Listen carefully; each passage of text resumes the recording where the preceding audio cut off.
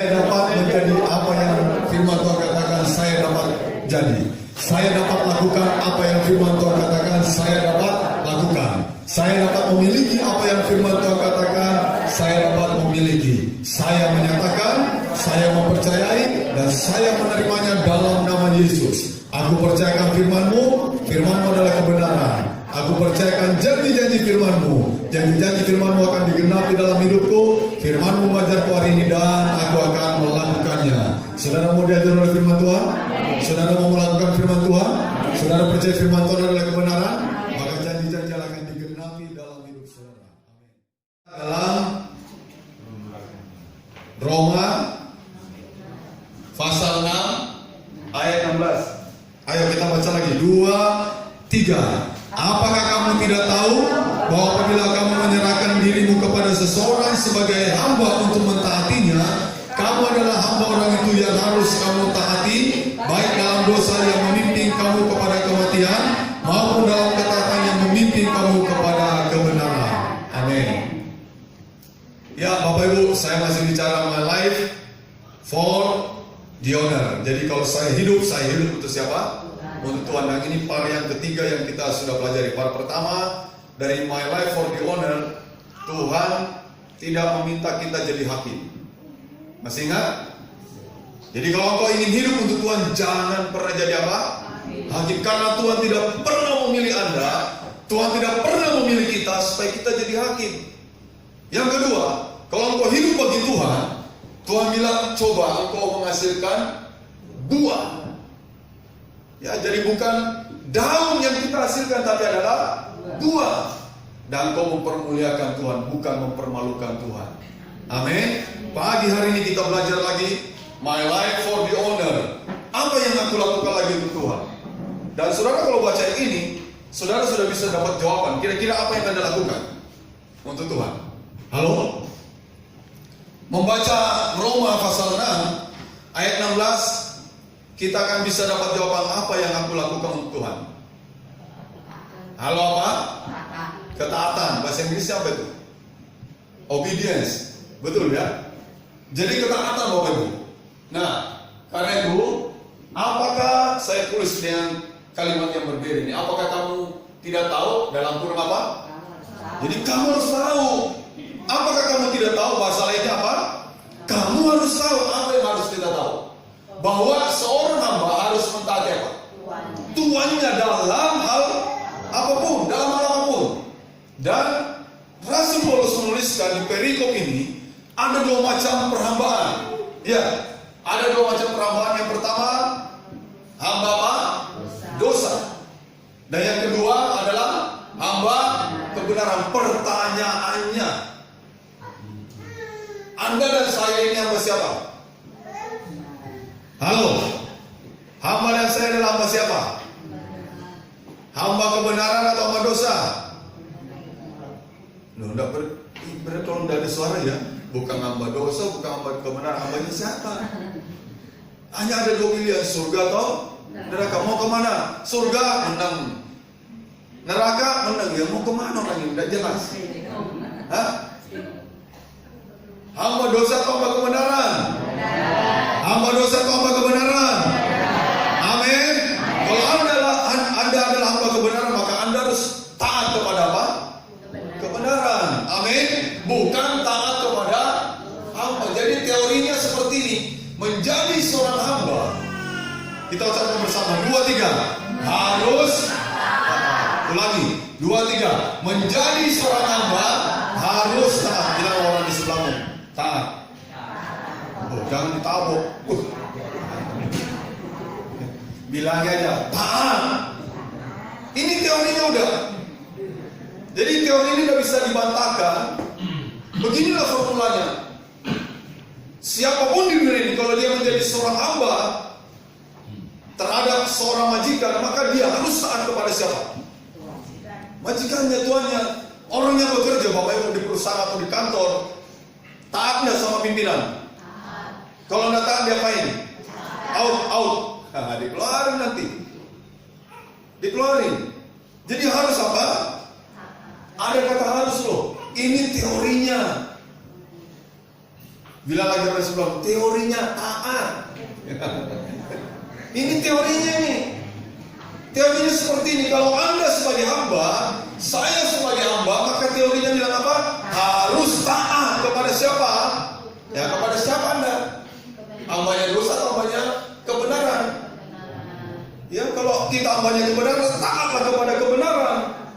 Tapi ketika aku jadi hamba dosa, maka Anda akan taat kepada hamba dosa. Makanya banyak orang berdosa karena dia menjadi budaknya siapa? Dosa. Tetapi kita melihat juga ada orang yang taat kepada kebenaran karena dia budak kebenaran. Amin. Dan di zaman Israel, di zaman Perjanjian Lama, budak itu tidak punya hak untuk membela dirinya. Dia diperlakukan apa saja, dia manut, dia taat. Dan suatu kali Hagar lari dari nyonyanya, dari Sarah, karena dia ditekan, dia ditindas, dia melarikan diri. Dia mencoba lepas dari Sarah tuannya. Tapi di tengah jalan ditemui oleh malaikat Tuhan. Dan itu adalah Tuhan sendiri. Dan ditanya, kenapa kamu pergi? Ngapain kamu ini? Aku lari dari nyonya saya, katanya. Kenapa kamu lari? Karena aku ditindas. Aku diperlakukan kasar.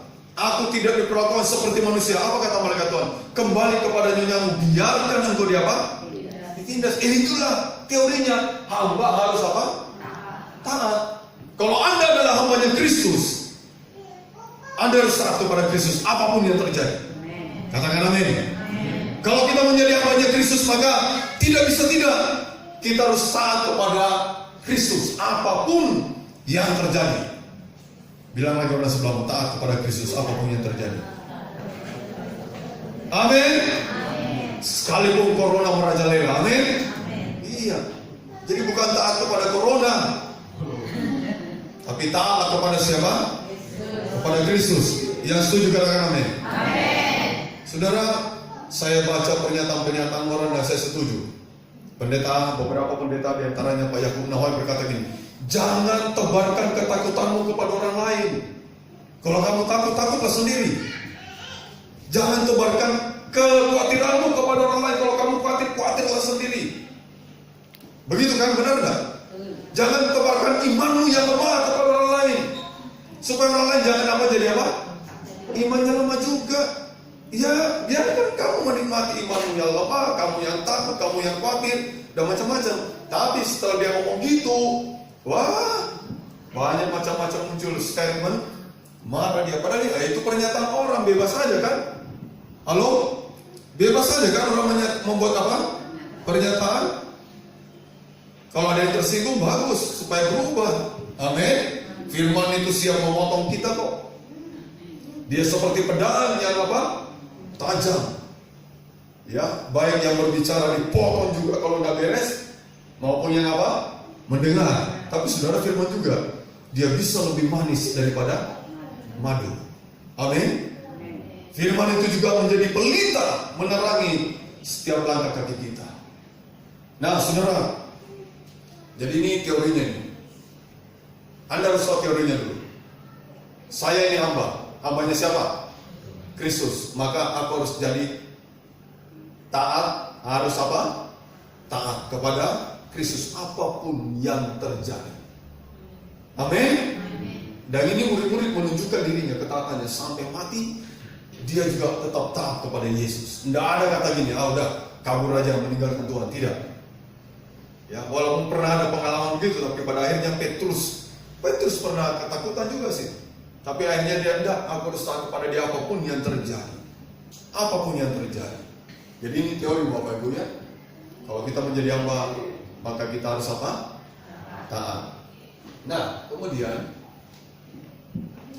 the owner of my life and my life of for the owner. Jadi pemilih hidup itu adalah Tuhan. Dan aku mau hidup untuk siapa? Untuk Tuhan. Maka kita harus taat kepada pemilih hidup kita, karena kita adalah hamba dari pemilih hidup kita. Dan pemilih hidup kita adalah Tuhan. Dan Tuhan adalah apa? Kebenaran yang harus apa? Kita taati. Tuhan itu adalah kebenaran yang harus kita taati. Jadi kalau Anda hidup untuk Tuhan, ini loh. Tadi Paulus berkata ada dua perhambaan, hamba dosa dan hamba kebenaran. Dan saudara tahu kebenaran itu siapa? Kristus. Dan kita harus taat kepada, kita harus hidup kepada kebenaran. Dia kan bilang gitu, akulah jalan dan kebenaran. Nah ini kita jadi hambanya kebenaran. Dan Paulus berkata dalam Roma tadi, dulu kamu memang hambanya dosa. Kamu diperbudak oleh dosa, kamu melakukan dosa, kamu mengiyakan apa saja yang diperintahkan oleh dosa. Terus Paulus bilang, tapi sekarang tidak. Setelah kamu dimiliki oleh Kristus dan kamu hidup untuk Kristus, yaitu tadi ya, kita dimiliki Kristus dan kita hidup untuk Kristus, maka kata Rasul Paulus, sekarang kamu menjadi hamba apa? Kebenaran. Kamu sudah dimerdekakan dari hamba dosa dan sekarang kamu menjadi hamba kebenaran, dan sekarang kamu harus hidup taat kepada kebenaran. Yang siap taat kepada kebenaran katakan amin. Amin. Ya Bapak Ibu, nanti kita melihat bagaimana pandangan ya tentang ketaatan itu, bagaimana hasilnya ketaatan itu, atau apa akibatnya kalau kita taat itu. Kita akan melihat saudara dari kisahnya siapa ini? Ini Petrus ini. Ya, jadi saudara, jika kita hidup untuk owner, maka kita harus taat kepada siapa? Owner. Owner tadi itu pemilik hidup kita. Siapa dia? Tuhan. Amin. Dia pemilik hidup kita dan kita hidup untuk dia.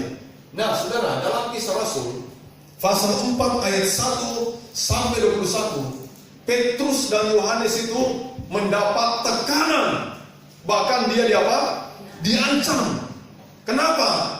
Karena dia memberitakan nama Yesus. Dia ditekan dari pihak ini, saudara. Imam-imam kepala, dari apa lagi? Pengawal baik Allah, dari apa lagi? Orang Saduki, karena orang Saduki itu tidak percaya adanya apa? Kebangkitan. Dan Petrus bicara Yesus yang bangkit dari kematian. Lalu dia ditekan, jangan beritakan nama ini lagi. Nah ini ancaman datang nih. Ancaman datang, jangan beritakan nama Yesus. Lalu mereka menghadapkan kepada sidang mahkamah agama. Petrus dan Yohanes dibawa menghadap kepada sidang mahkamah agama. Saudara, kita buka dulu dalam Kisah Rasul pasal yang keempat, ya. Kisah Rasul pasal yang keempat.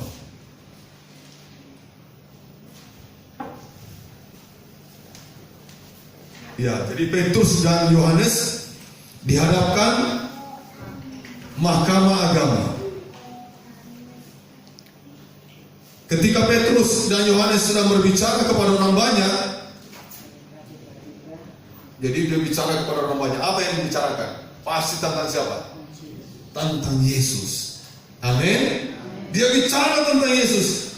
Mereka tiba-tiba didatangi oleh imam-imam dan kepala pengawal bait Allah serta orang-orang Saduki.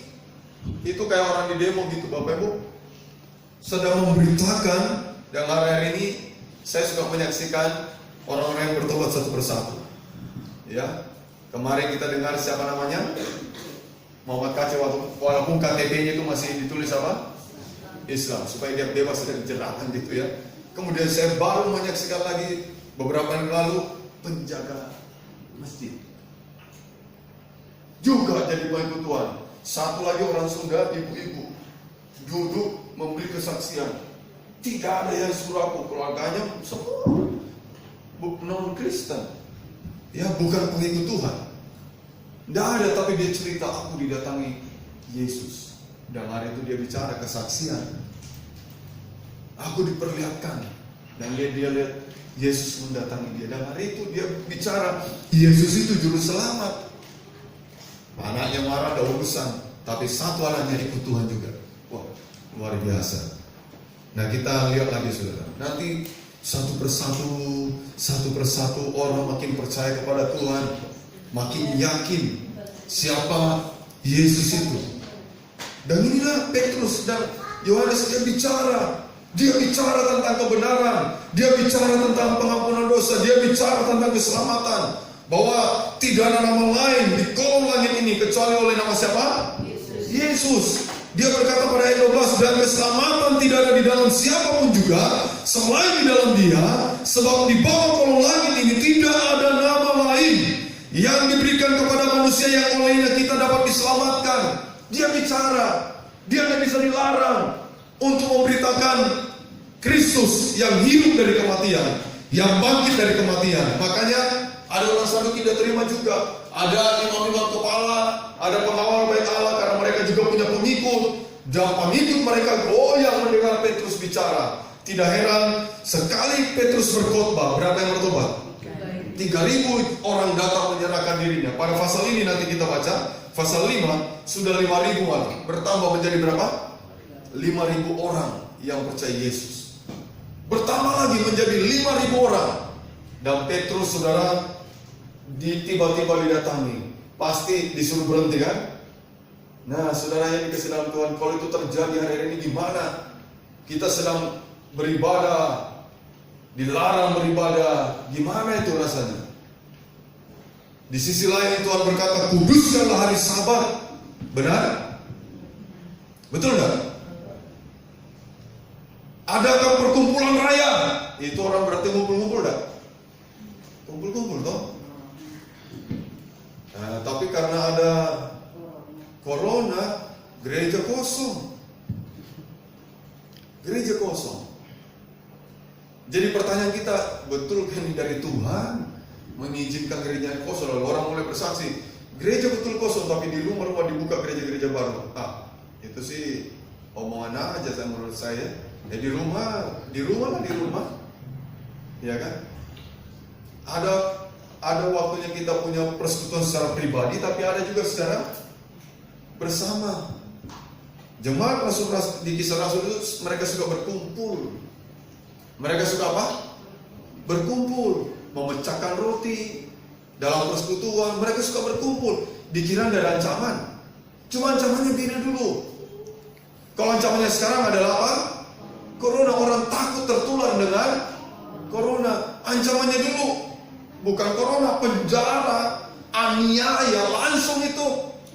Malah lebih jelas ini ancamannya lebih berbahaya. Langsung diseret. Salah satu korban kemarin siapa? Stefanus. Sebelum Paulus bertobat dia khotbahkan kan? Masih namanya siapa? Saulus. Dia tanda tangan. Habis dieksekusi Stefanus, lempar batu sampai mati. Itu pengikut Kristus. Dan kalau saudara baca Kisah Rasul pasal 8, jemaat mulai tersebar karena aniaya. Tapi mereka tersebar untuk membuka pelayanan-pelayanan baru. Hanya beda bentuknya Bapak Ibu. Beda bentuknya. Ya, mereka dilarang ini memberitakan nama Yesus. Ancaman menantikan. Nah, kita juga demikian sebenarnya. Hanya beda tadi tuh. Satunya bentuknya virus ini, corona. Tapi ini dahsyat ini. Karena bukan sekelompok orang yang berhenti. Tapi seluruh dunia. Hebat banget. Seluruh dunia. Bahkan mungkin orang komen-komen yang tidak enak kita dengar, tapi tidak urusan. Ya toh? Kita punya hak asasi masing-masing, benar nggak? Nah saudara, jadi Petrus didatangi. Apakah Petrus takut? Pertanyaannya itu kan, apa Petrus berhenti sekarang memberitakan nama itu? Karena dia dilarang, tiba-tiba didatangi. Saudara, jika kita hidup sekali lagi untuk honor, maka kita harus taat kepada siapa? Honor. Nah, Kisah 4 ayat 19. Coba kita baca 19 sekarang. Kita ucapkan bersama-sama. Ayat 19. 2, 3. Tetapi Petrus dan Yohanes menjawab mereka apa? Silakan kamu putuskan sendiri. Manakah yang benar di hadapan Allah? Taat kepada kamu. Yang kuat. 2, 3. Taat kepada kamu atau taat kepada Allah? Dia dilarang memberitakan nama itu, dan dia berkata kepada orang yang mengadilinya di mahkamah agama itu, dia bilang ini, silakan kamu putuskan sendiri. Coba kamu putuskan, kata Petrus. Mana yang kamu pilih? Taat kepada Allah atau taat kepada manusia? Kalau Bapak Ibu ditanya, mana yang Anda pilih? Taat kepada Allah atau taat kepada manusia? Halo? Taat kepada Allah atau taat kepada manusia? Kita ini belum diperhadapkan kisah-kisah seperti tokoh-tokoh Alkitab lainnya. Coba kisahnya diperhadapkan oleh Abraham. Abraham diperhadapkan disuruh membunuh siapa?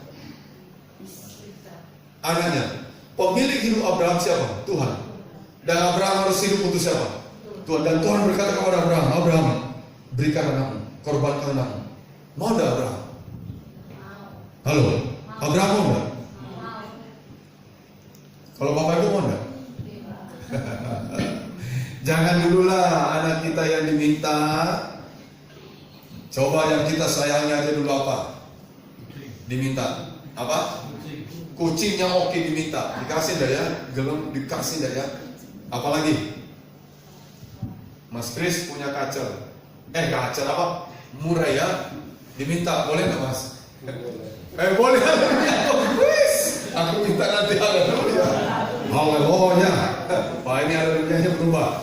Bukan lagi haleluya, haleluya. Ya kadang itu aja kita sulit apa? Berikan gimana kita hidup untuk owner kita, pemilik hidup kita. Apa yang kita lakukan Abraham, dia lakukan kok. Dia lakukan. Dia akan sembelih anaknya. Tapi owner kan tidak tega, amin. Dia turun tangan, amin. Tapi dia melihat sejauh mana ketaatanmu Abraham. Seperti apa ketaatanmu Abraham? Waktu saya jadi pengerjanya Om Filipus, saya tidak taat. Karena ketika saya masuk di Purbalingga pertama kali melayani, beliau yang utus saya. Dan hari Jumat, hari Minggu itu saya melayani, baru berapa orang gitu ya. Saya layani, kemudian saya berkata hari Jumat kita bikin ibadah keluarga. Saya lupa hari Jumat saya ada tugas di gereja pusat, memimpin doa dan juga menyampaikan renungan singkat. Dan ketika saya pamit hari Jumat kami doa puasa di Purwokerto. Ketika saya pamit selesai doa puasa jam 2, saya pamit untuk pergi ke Purbalingga. Om Filipus kok tajam dia ingat. Loh, ada apa di Purbalingga? Pelayanan Om. Saya buka pertama kali ibadah keluarga. Terus dia bilang lagi, yang tugas di sini siapa? Saya Om. Apa kata Om Filipus? Jangan pergi. Bayangkan, sudah diumumkan di Jumat. Hari Jumat ada apa? Ibadah keluarga. Terus kata Om Filipus, jangan pergi. Saya bingung saudara. Saya harus taat kepada pimpinan. Harusnya begitu kan, benar enggak? Jangan pergi. Karena saya percaya ketika waktunya harus pergi, mungkin Om Filipus tiba-tiba berubah. Udah kamu berangkat. Dia kan melihat mungkin ketaatan. Tahu enggak Bapak Ibu? Saya tetap pergi aja. Saya tetap pergi. Pulang dimarah. Dan baru Om Filipus berkata begini, kamu tahu, saya sedang uji ketaatanmu. Seperti apa ketaatanmu? Waduh, saya bilang sama dia, Om, kok enggak ngomong kalau menguji ketaatan saya? Enak nih kamu. Diomongin kok, siapa juga yang tidak taat kalau diomongin? Abraham apa diomongin? Abraham, berikan anakmu, nanti aku ganti anakmu. Anak domba, jadi itu anakmu dikorbankan. Abraham apa? Dibilangin enggak begitu? Enggak. Jadi hanya Tuhan berkata, berikan. Wah, saya bilang pelajaran berharga. Terima kasih Om. Dan Om Filipus kalau marah sekejap, tidur di bawah sampai mata terbenam-benam. Dia hebat sekali. Dan itu pelajaran yang luar biasa dari beliau ya. Kalau dia marah itu tidak bisa lama, cepat aja. Ya, jadi saudara lihat ini. Jawab Petrus ini, silakan kamu pilih katanya. Dan saya yakin orang-orang ini milih taat kepada siapa? Para imam-imam kepala, para pengawal bait Allah. Orang Saduki kira-kira mau taat kepada siapa dia? Waktu Petrus ngomong gini, silakan kamu pilih taat kepada siapa? Kepada Allah atau kepada manusia? Dan kita lihat jawaban Petrus pada pasal 5 ayat 29. Coba kita lihat pasal 5 ayat 29. Kita ucapkan bersama-sama. Pasal 5 ayat 29, 2, 3. Tetapi Petrus dan rasul-rasul itu menjawab, katanya apa? Kita harus lebih taat kepada Allah daripada kepada manusia. Dengar Bapak Ibu. Ayat ini berkata kita harus lebih taat kepada siapa? Allah daripada kepada manusia. Jadi kita memang taat kepada manusia, tapi kalau ada perintah yang lebih tinggi, perintah dari Tuhan sendiri, maka itu yang kita taati. Yang setuju katakan amin. Ya, itulah perintah Memang Abraham dipandang jadinya sebagai bapak yang tidak bertanggung jawab, bapak yang kejam. Kok mau membunuh anaknya gitu ya? Tapi ini adalah perintah teologis ini. Perintah yang mengalahkan etika pada umumnya. Jadi dia kalahkan karena ini perintah yang lebih tinggi dan dia junjung tinggi nih. Bagi Abraham, Tuhan segala-galanya memang. Makanya dia rela tuh. Kalau sampai tidak diganti domba, maka berarti itu Ishak itu benar dipotong itu oleh Abraham. Pisau sudah di tangan, anak ini sudah diikat, korban bakaran sudah siap, Ishak sudah di atas mesbah ini, tinggal di dipotong aja. Tapi ketika Abraham mau mengayunkan pisaunya itu, Tuhan bicara kepada Abraham, stop. Tuhan bicara lagi. Ada apa Tuhan? Kamu menoleh ke belakang, ke kanan atau ke kiri? Pokoknya suruh menoleh. Dia lihat, nah itu korbankan itu. Itulah domba yang sesungguhnya yang harus dikorbankan. Kristus itu yang menebus dosa manusia. Dia adalah anak domba Allah. Amin. Nah, saudara, jadi Abraham itu menunjukkan ketaatannya. Itu teorinya tadi. Kalau kita sebagai hamba, teorinya apa? Harus apa? Harus taat.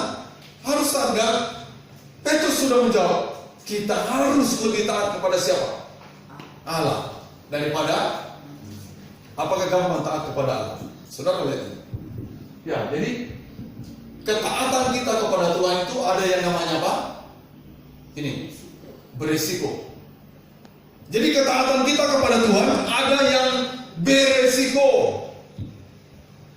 Taat yang beresiko. Ini yang dialami Petrus dan murid-murid yang lain. Beresiko. Petrus ketika dia nggak taat kepada penguasa negeri itu, di penjara ada Petrus. Di penjara. Dia di penjara tadi itu. Masuk dalam penjara. Ketika Petrus tidak taat lagi, dilarang memberitakan Injil, dia harus mati dengan ini. Tersalib kepalanya apa? Terbalik. Kepalanya dibakar. Tapi saudara, dia tidak mau untuk tidak taat kepada Tuhan. Dia tahu ini teorinya seorang hamba. Ketika dia menjadi hambanya Tuhan, maka dia harus taat kepada Tuhan. Amin. Dulu memang Petrus takut, pernah lari dia saudara. Lari dari penderitaan. Tapi terus dijumpai Tuhan. Di kota Roma waktu itu, karena Roma dibakar oleh Kaisar Nero. Kemudian Kaisar Nero berkata, hembuskan isu ini, bahwa yang membakar kota Roma adalah orang-orang Yahudi, supaya kita punya kesempatan menghabisi orang Yahudi. Dan termasuk itu Santo Petrus itu. Dan murid-murid yang lain tahu, dengar itu, dia datang kepada Petrus, Santo cepat lari. Santo dikejar-kejar nanti, Santo dicari. Dia lari, benar dia lari. Tapi di pintu gerbang perbatasan kota Roma itu dijumpai oleh Tuhan. Tuhan mau masuk ke Roma. Ketemu di sana. Dan Petrus kaget melihat Tuhan. Pemilik hidupnya ada di sana dan berkata, Tuhan mau kemana? Hendak kemana ke Tuhan? Apa kata owner, pemilik hidupnya? Aku mau ke Roma untuk disalibkan yang kedua kali. Petrus dengar, dia bilang, enggak, aku saja Tuhan. Dia dengar, aku saja Tuhan. Bapak Ibu mau begitu? Halo? Mau taat kepada Tuhan? Apapun yang terjadi, sekalipun ketaatanmu itu berisiko. Amin. Resiko enggak ini kita ibadah? Halo? Saya mau tanya, resiko enggak ini kita ibadah? Aku ini bolak-balik berdoa, menangis sama Tuhan, minta sama Tuhan, Tuhan tolong Tuhan. Dan ini baru 2 kali kita ini tidak ibadah, Tuhan tolong. Ini beresiko ini. Karena seluruh gereja di dunia ini off. Semuanya pakai apa? Online. Beresiko. Tapi mana yang harus aku pilih? Mentaati Tuhan yang berkata, kuduskanlah hari Sabat, adakan perkumpulan raya. Jika kau tidak menginjak-injak hari Sabat, kata Tuhan, maka kau akan membuat engkau berhasil. Amin. Lalu gimana nih Tuhan?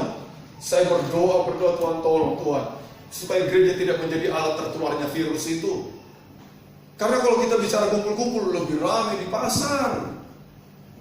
Dan dari berbagai orang kita tidak kenal siapa mereka.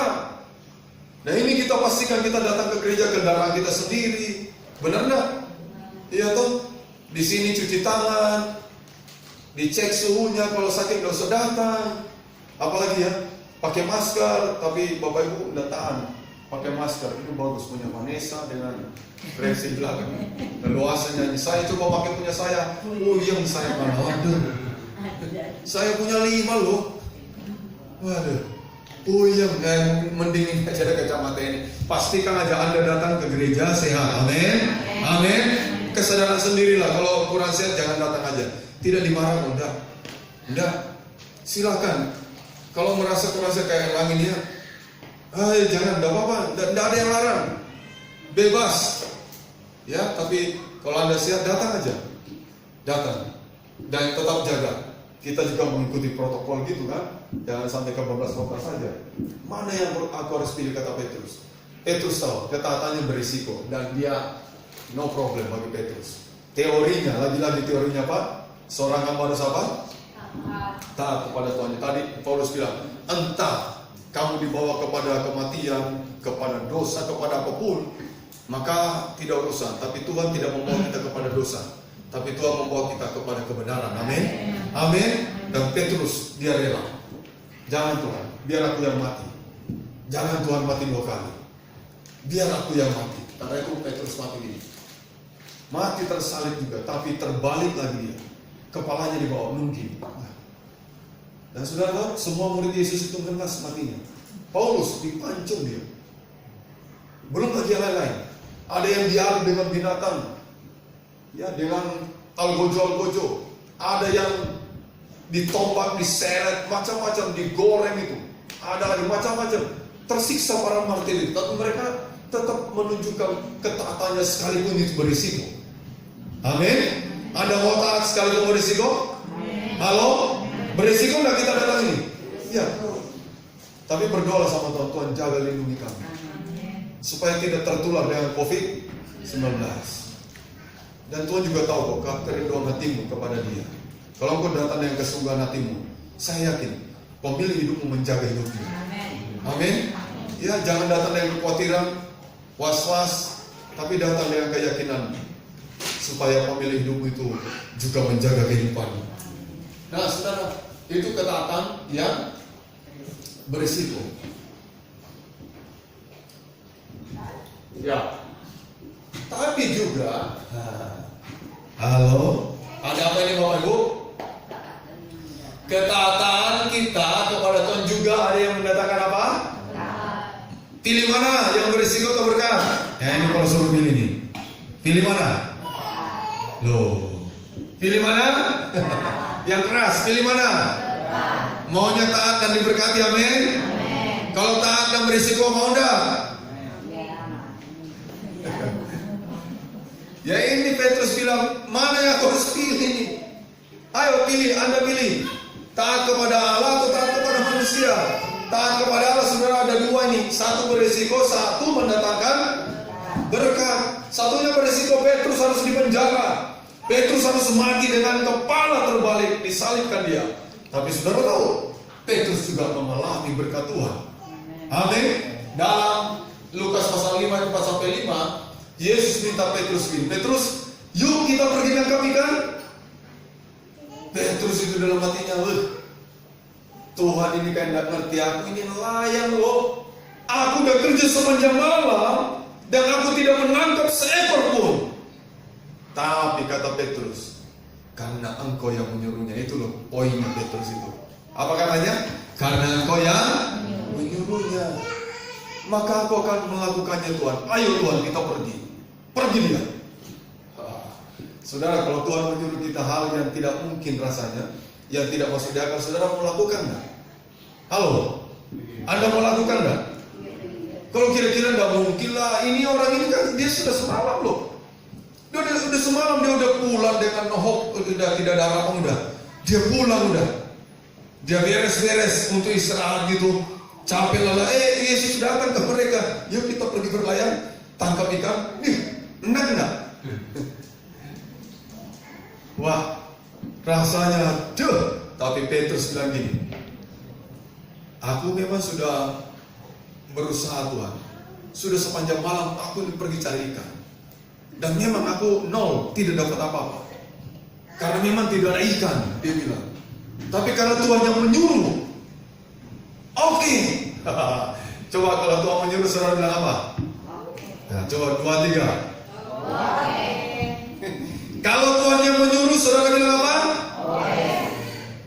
Oke. Ya, kata Petrus, oke lah. Nah, saudara lihat. Ayat 6, mari kita baca. Ayat 6, kita berdiri bersama. Ayat 6, bagian berdiri bersama kita baca. Kita catat bersama-sama gini. Ini ketaatan Petrus kepada Tuhan mendatangkan apa? Berkat. Walaupun yang pertama tadi mendatangkan risiko saudara hidupnya, tapi ada juga yang mendatangkan apa? Berkat. Kita baca 2, 3.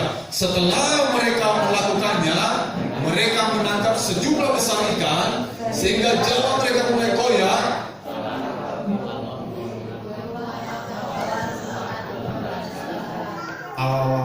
Ulangi, 2, 3. Kalau engkau maka engkau harus berhati. Ini baru orang dewasa, tadi anak kecil. Kalau engkau hidup untuk Tuhan, maka engkau harus mentaati Tuhan dalam segala. Walaupun ini tidak masuk di akal oleh bagi Petrus. Nah, aku udah semalam, enggak Tuhan, aku udah mau pergi, enggak.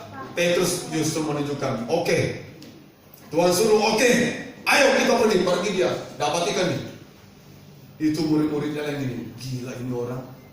Mereka pada tercengang, waduh, bisa ya. Dengar Bapak Ibu, yang tidak bisa kita lakukan, Tuhan itu bisa. Amin. Amin. Yang tidak bisa kau jangkau, Tuhan bisa jangkau. Amin. Amin. Yang tidak bisa kau berhasil, Tuhan bisa berhasil. Dia bisa membuat kau berhasil. Karena itu saudara, tadi teorinya jangan lupa. Kalau kau adalah hamba, maka teorinya apa? Taat. Amin. Bilang lagi orang sebelahmu, taat ya. Terus bilang lagi gini, mau diberkati enggak? Taat ya. Gitu aja Bapak Ibu. Tidak usah rewel, tidak usah macam-macam. Tuhan hanya minta gini, belajar apa? Taat aja. Tuhan sudah buktikan begitu banyak terhadap orang-orang yang taat melakukan kehendaknya. Ya, dan saudara, ayat terakhir itu kita ucapkan lagi dalam Filipi pasal yang ke, ini Filipi 2 ayat 8 ya. Kita baca bersama 2, 3. Ini Filipi 2:8. Dan dalam keadaan sebagai manusia, dia telah merendahkan dirinya dan taat sampai mati, bahkan sampai mati di kayu salib. Jadi kalau Tuhan mengajari kita taat itu, dia udah lebih dulu taat kepada Bapaknya. Bahkan ketaatan berisiko dia lakukan, risikonya mati di kayu salib. Dengan dia taat, dia berisiko tapi tidak peduli. Memang dia juga berdoa di Getsemani, kalau boleh, kalau apa? Boleh cawan ini berlalu, tapi bilang enggak. Bukan kehendakku yang terjadi, kehendak siapa? Kehendaknya Tuhan, kehendak Bapaknya apa? Yesus harus disalibkan, menjalani salib, maka dia taat, Bapak Ibu. Amin. Ya, jadi ini saudara, ya ketaatan itu sudah diajarkan oleh Tuhan dan sudah diapakan? Dipraktekkan. Tuhan Yesus memberkati kita semua. Haleluya. Saya udah pemain musik.